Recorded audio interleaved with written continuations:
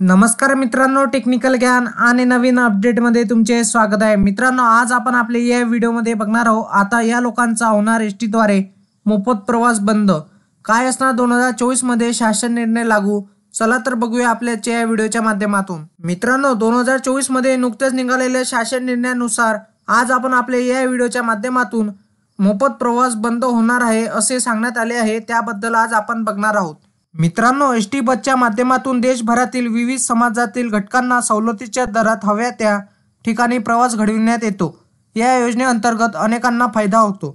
नुकत्याच जाहीर केलेल्या एसटी महामंडळाच्या नवीन निर्णयानुसार महिलांना 50% भाड्यात प्रवास होत आहे, तर वयाची 75 वर्षे पूर्ण झालेल्या सिनियर सिटीजनना वयस्क नागरिकांना मोफत प्रवास घडविण्यात येतो। एसटी महामंडळाला स्वावलंबी बनवण्यासाठी राज्य सरकारला अशा सर्व सवलतीची प्रतिपूर्ती वेळेत करावी लागते, पण सध्या या सवलतीवर एसटी महामंडळाने काही अटीचे बंधन घातले आहे। आता राज्यभरातील 75 वर्षावरील नागरिकांना मोफत प्रवास ही अमृत योजना गेल्या वर्षापासून चालू केली होती। त्याचप्रमाणे राज्यातील महिलांना एसटी बसच्या प्रवासात 50% सवलत होती।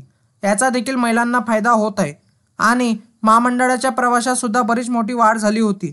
या सवलतीची भरपाई सरकार स्वतंत्र निधी देऊन करीत असते, परंतु आता मात्र नवीन परिपत्रकानुसार या बाबतीमध्ये नियम बदलणार आहेत। आता मित्रांनो, आजारी व्यक्तींचा मोफत प्रवास होणार बंद। आजारी व्यक्ती कोणते तर डायलिसिस, हिमोफिलियाग्रस्त, एचआयव्ही बाधित रुग्ण आदी महाराष्ट्र यांना राज्य मार्ग परिवहन महामंडळाच्या बस वाहतूक विभागाच्या 2018 सालच्या परिपत्रकानुसार आता महाराष्ट्र राज्यात मोफत प्रवास देण्यात येत होता, पण आता अशा प्रकारच्या घटकांना यापुढे मोफत प्रवास करता येणार नाही।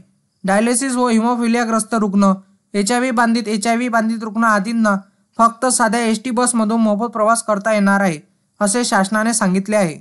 मित्रांनो, राज्यभरातील विविध प्रकारच्या समाजातील नागरिकांना महामंडळाच्या बसमधून सवलतीच्या दरात प्रवास करण्याची मुभा देण्यात येते, पण त्यांचा फायदा समाजातील अनेक लोकांना होतो आणि आता हल्ली तर 75 वर्षाच्या ज्येष्ठ नागरिकांना आणि महिलांना याचा खूप मोठा प्रचंड फायदा होत आहे।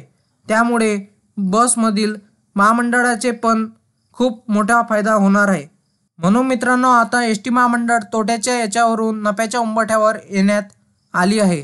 मित्रांनो, तुम्हाला असेच नवनवीन व्हिडिओ बघण्यासाठी तुम्ही आपल्या चॅनलला लाईक, शेअर अँड सबस्क्राईब करा। धन्यवाद।